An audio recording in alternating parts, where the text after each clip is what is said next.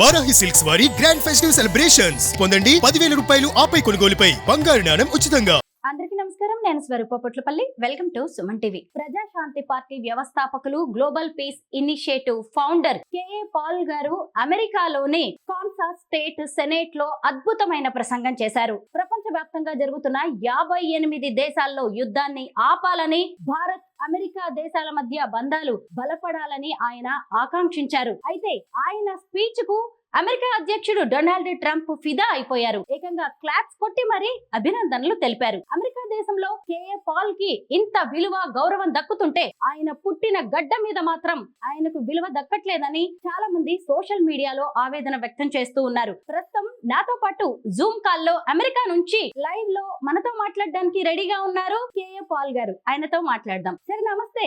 నమస్తే, బాగున్నారా? బాగున్నాను సార్. ఇంత అర్ధరాత్రి అయినా సరే మాకు ఇంటర్వ్యూ ఇస్తున్నందుకు ముందుగా thanks. God bless you, God bless you. Sir, Kansas state లో మీరు సెనేట్ లో చేసిన అద్భుతమైన ప్రసంగం అందరినీ ఆకట్టుకుంటోంది. ఇంతకీ అక్కడ మీరు ఏం ప్రార్థన చేశారు, ఎలాంటి ప్రసంగం చేశారు? ఇప్పుడు ప్రపంచంలో 197 దేశాలు ఉన్నాయమ్మా, యునైటెడ్ నేషన్స్.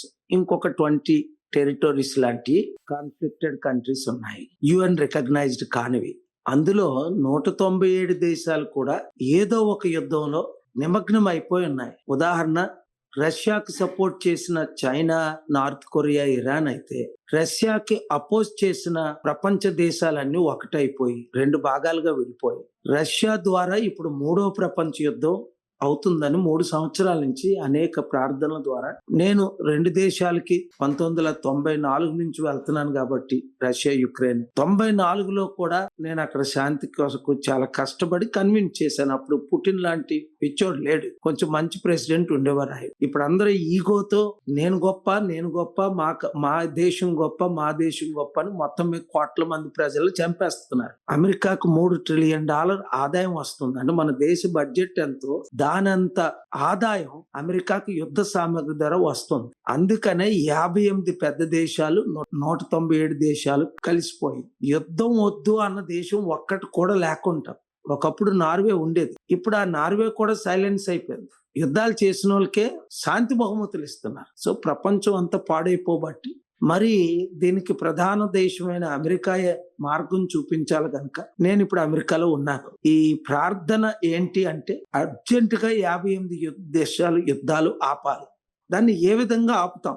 1 ప్రార్థన ద్వారా, 2 అందరూ కూర్చొని చర్చని ద్వారా, 3 ఈ ఎక్కడెక్కడ ఈగోయిస్టిక్ కంట్రీస్, మొన్న వెనజువాలాలో జరిగిన దాడిని మనం చూసాం. దాన్ని నేను తీవ్రంగా ఖండించాను.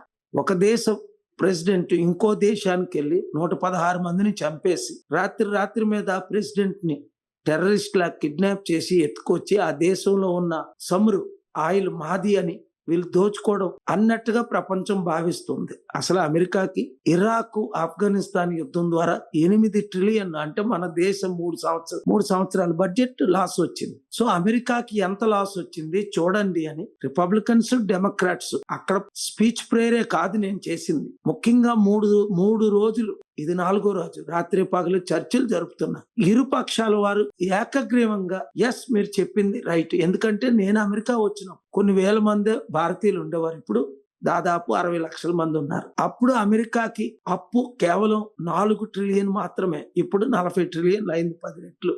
మంచి అవకాశం చూసుకొని చైనా ప్రపంచాన్ని అంతటిని దోచుకుంటుంది. మన భారతదేశ భూములనే దోచేసుకుంటుంది. కొన్ని లక్షల కోట్లు విలువైంది, అడిగేవాడు లేడు. మన దేశం అమెరికాతో కలిసి China, Russia, north Korea, Iran వచ్చి నుంచి థ్రెట్ ని ఎదుర్కొని ప్రపంచం అంతటికి శాంతి తేవడానికి మన ఒక్క దేశమే సరి అయినగా. నేను దాదాపు 44 సంవత్సరాల నుంచి శాంతి సమిట్లు పెడుతున్నాను కాబట్టి 155 దేశాలు. మరలా మన దేశం అమెరికా ఒకటవ్వాలి, శాంతి కొరకు, మంచి కొరకు, నీతి కొరకు. ఎందుకంటే అమెరికా ఎంతో చారిటీలు చేసింది ప్రపంచంలో. ఇప్పుడు అది తగ్గించేసి యుద్ధాలు ఎక్కువైపోయాయి. అది చెప్పడానికే దేవుడు నన్ను పంపాడు. నేషన్ ఫస్ట్ స్లోగన్ తో డొనాల్డ్ ట్రంప్ ముందుకు వెళ్తున్నారు. ఆయన ఎప్పుడు ఏ నిర్ణయం తీసుకుంటారో అని చాలా దేశాలు భయపడుతూ ఉన్నాయి. అయితే మీ స్పీచ్ ప్రేయర్ తర్వాత ఆయన చాలా హ్యాపీగా ఫీల్ అయినట్టుగా కనిపిస్తోంది. ఆ తర్వాత ఆయన రియాక్షన్ ఏంటి? మీతో ఏం మాట్లాడారు డొనాల్డ్ ట్రంప్? నేషన్ ఫస్ట్ కాదమ్మా, అదంతా పిచ్చోడి చేతిలో రాయున్నట్టు ఆయన పిచ్చి పిచ్చి పనులు చేస్తున్నారు. దాదాపు గాజాలో ఉన్న వాళ్ళందరినీ నేను ఈజిప్ట్ పంపించేస్తాను, జోర్డన్ అరే గాజా దేశంలో ఉన్నోళ్ళు పంపడానికి నువ్వెవడివి? అడిగినోడు లేక, చెప్పినోడు లేక. సో మంచిగా నేను ప్రయత్నిస్తున్నాను. విన్నప్పుడు ఒక నాతాను ప్రవక్త దావీదు తప్పు చేసినప్పుడు, ఇదిగో నువ్వు నరహత్య చేశావు, ఇంకొకరు స్త్రీని నువ్వు దోచుకున్నావు అన్నప్పుడు దావీదు మార్పు చెందాడు, దేవుడు క్షమించాడు.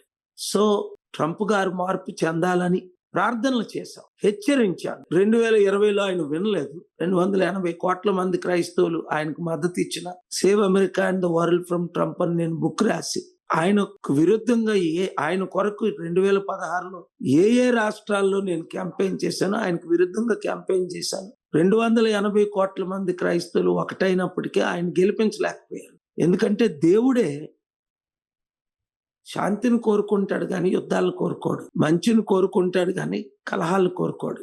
సో అందుకనే blessed are the peacemakers అన్నాడు, నేనే నా శాంతిని మీకు ఇస్తానన్నాడు. అందుకనే ఫిబ్రవరి 22ని ప్రపంచ శాంతి సభ మద్రాసులో ఆదివారం మేము పెడుతున్నాం. ఈ వాచ్ చేస్తున్న ప్రతి ఒక్కరూ 10 మందికి చెప్పి ఆ శాంతి సభకు రావాలని నేను కోరుకుంటున్నాను. ఫిబ్రవరి 22ని globalpeacenow.com లో రిజిస్టర్ చేసుకోండి. ఒకవేళ రిజిస్ట్రేషన్ చేసుకోకపోయినా శాంతి రావాలి, శాంతి కొరకు నేను పని చేస్తాను, పీస్ పార్ట్నర్ అవుతాను నాతో పాటు. అంటే ఎందుకంటే మనం అందరం each one reach 10, each one reach 100, each one reach 1000. ఈ ప్రోగ్రామ్ ద్వారా 1,00,000 మంది చూస్తే ఒక్కొక్కరు 10 మందికి ఫార్వర్డ్ చేస్తే 10 లక్షల మంది చూస్తారు.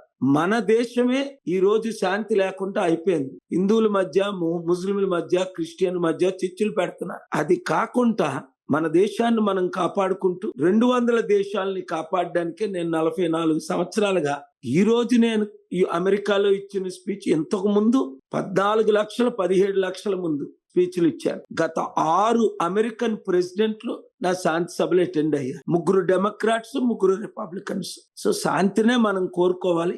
అమెరికా ప్రజలు కూడా శాంతినే కోరుకుంటారు. కేవలం కొంతమంది రాజకీయ నాయకులు యుద్ధ సామగ్రి అమ్మి మేము అగ్రరాజ్యం కదా అని అవినీతి పనులు చేస్తున్నారే తప్ప ప్రజలందరూ శాంతిని కోరుకుంటున్నారు. అందుకే మీరు చూశారు ఏ విధంగా అక్కడున్న పెద్దలందరూ, నాయకులందరూ నా ప్రార్థనలకు, నా మెసేజ్ కు ఎంత మంచి రెస్పాండ్ అయ్యారు. Republicans, Democrats, independents. అదే నేను సుడాన్ ముస్లిం కంట్రీలో 400 మంది పార్లమెంట్ మెంబర్స్ ఉంటుండగా ఒక సౌత్ సుడాన్ అని క్రిస్టియన్స్ కి సౌత్ ని ఇచ్చేశారు ఆ ప్రెసిడెంట్ గారు. ఆయన్ని జైల్లో పెట్టారు. ఖదాఫీ యుద్ధ సామగ్రిని ఆపేసినోడిని నరికి చంపేశారు. సడాం హుస్సేన్ నాకు ఇరాక్ లో శాంతి కావాలని డిసెంబర్ 23, 2002లో 18 సార్లు మేము కూర్చున్న తర్వాత, కలిసిన తర్వాత ఆయన శాంతి కొరకు సమర్పించుకుంటే జార్జ్ బుష్ దుష్టుడు, దుర్మార్గుడు ఆ దేశాన్ని సర్వనాశనం చేసేశాడు. అందుకే మక్కును చూపించుకోలేని పరిస్థితి ఆయనకి.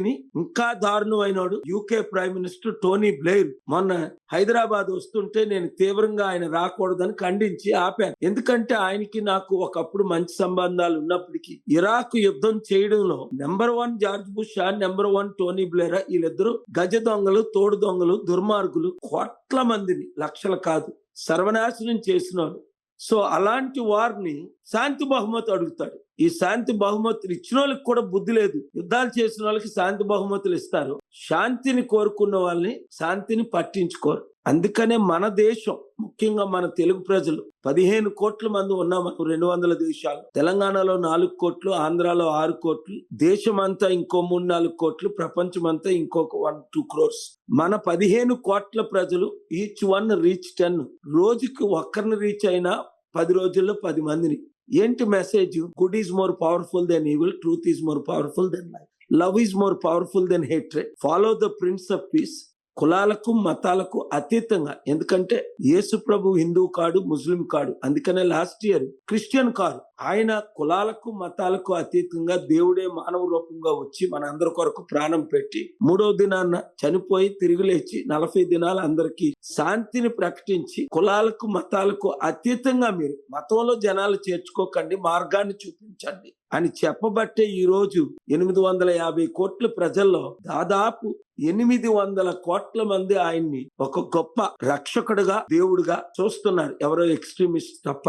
సో అదే మన భారతదేశం, అమెరికా ఒకటవ్వాలని, కలిసి యుద్ధాలు ఆపాలని, మంచి చెయ్యాలని, యుద్ధాల ద్వారా కోట్ల మంది అనాథులు అవుతున్నారు, వాళ్ళని కాపాడాలని, ఇప్పటి వరకు యుద్ధాల ద్వారా అనాథులైన మనం రక్షించాలని నేను ఇచ్చే బోధన. పాల్ గారు, అమెరికా వంటి అగ్ర రాజ్యాలు తమ స్టేట్స్ సెనేట్స్ కి పిలిచి మరి మీతో స్పీచ్లు ఇప్పించుకుంటున్నాయి. మీరు కూడా గ్లోబల్ పీస్ మిషన్ ద్వారా అనేక సేవా కార్యక్రమాలు చేస్తూ ఉన్నారు. అంతేకాకుండా ఈ మధ్య యమన్ దేశంలో కూడా నిమిషప్రియ అనే నర్స్ కి క్షమాభిక్ష కోసం మీరు ఆ దేశానికి వెళ్లి అక్కడి మత పెద్దలతో కూడా మాట్లాడారు. అలాగే ఒక పాలిటీషియన్ గా కూడా మీ వాయిస్ ని ఎప్పుడు వినిపిస్తూ ఉంటారు. ఇలా ప్రపంచ దేశాల్లో మీకు ఎంతో విలువ ఉంది, మీకు గౌరవం దక్కుతుంది. కానీ మీరు పుట్టిన భారతదేశంలో కూడా మీకు సరైన గౌరవం దక్కట్లేదు అని మీ అభిమానులు చాలా మంది ఆవేదన వ్యక్తం చేస్తున్నారు. దీని మీద మీ అభిప్రాయం ఏంటి? అమ్మా, ఎక్కడైనా రాజకీయ నాయకులు స్వలాభాల కొరకు ఇప్పుడు లక్షల కోట్లు దోచుకుంటున్న వాళ్ళు దోచుకునే దొంగలు అనకపోతే మంచి వాళ్ళని ఎలాగంటాం? అందుకే కదా నేను ప్రజాశాంతి పార్టీ పెట్టాను.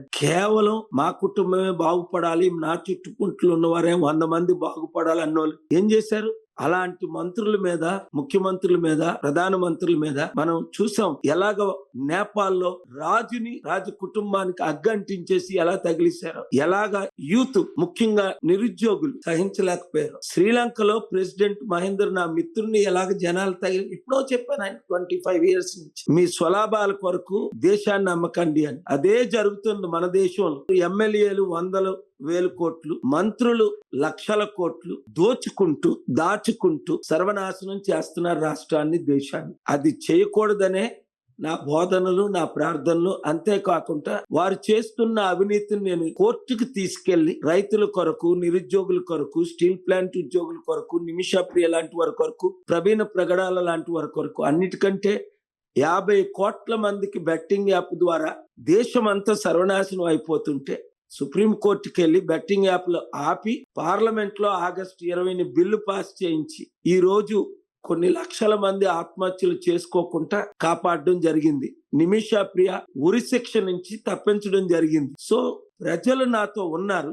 ఎవరు నన్ను 2-3 రాజకీయ నాయకులు 10 మంది తప్ప. ప్రజలెప్పుడు, ఈవెన్ మన తెలుగు రాష్ట్రాల్లో కూడా, మన దేశంలో కూడా ప్రజలెప్పుడు నీతి నిజాయితీతోనే ఉంటారు, మంచితోనే ఉంటారు.